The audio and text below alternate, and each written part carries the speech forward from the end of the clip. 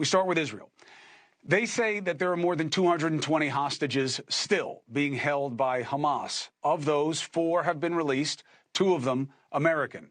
Today, a female IDF member was rescued. Also, we learned that a young German woman, who many of us saw in a video when she was being kidnapped, was beheaded. And another twist. Hamas released this video I told you about. 3 hostages, all women. They floated the idea of a swap. Would Israel entertain that?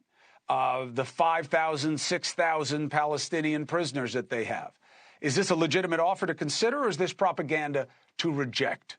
Joining us now is a member of the family of one of the families of the women that you're seeing there right now, Dr. Moran Betzer-Tayar. Her nephew and her nephew's wife were kidnapped. The wife, 36-year-old Rimon, was one of the hostages you just saw in the video. Doctor, thank you very much for joining us. What does proof of life mean to you and your family? Thanks for having me. Well, first, we were happy to see that Rimon is alive. It was the first sign for us that she's alive, that she's okay relatively to the situation.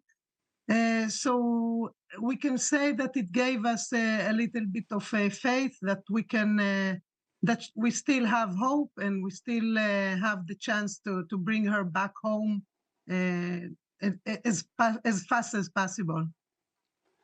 What do you think, Doctor? First of all, for the audience, the doctor's niece is the woman to the left of your screen as you're looking, okay? The young woman to your left who's listening to the woman in the middle.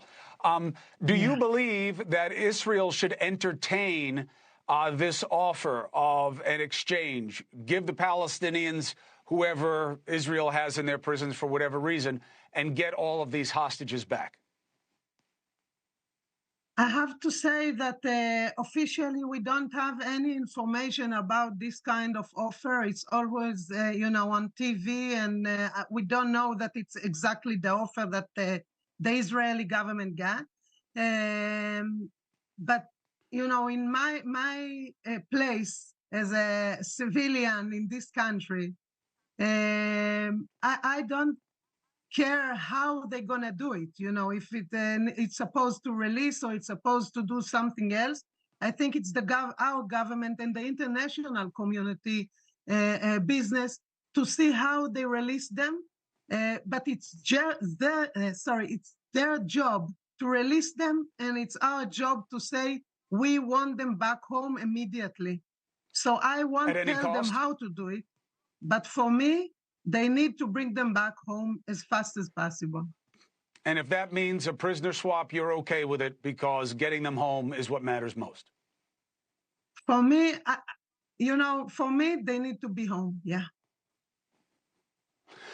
Is there anything else that you want people to know? I know that you're watching what's happening in America right now, especially on campuses. There are a lot of people who are outraged by the situation.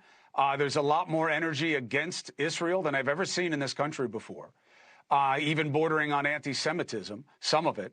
What does that mean to you, and what do you want people here to know? I'm speaking on behalf of my family, not on behalf of my country now, but I can say that I think people misinterpret the situation, at least from my point of view. More than 1,500 people got murdered during this massacre that the Hamas did. And I think people confused. This is not a war against the Gaza civilian. It's a war against the terror, the terror organization called Hamas. We have a big problem with the terror organization called Hamas. We don't have a problem with the civilian in Gaza. And I think people are confused and misinterpret the situation. And I ask people to listen more and to read more and to know more, not just from headlines, but also from the reality that we experience here in Israel. Hey, thank you for watching. Please go to newsnationnow.com, newsnationnow.com, And you can find NewsNation on your television provider. And don't forget to click the red subscribe button down below. Then you will get more of NewsNation's fact-driven coverage.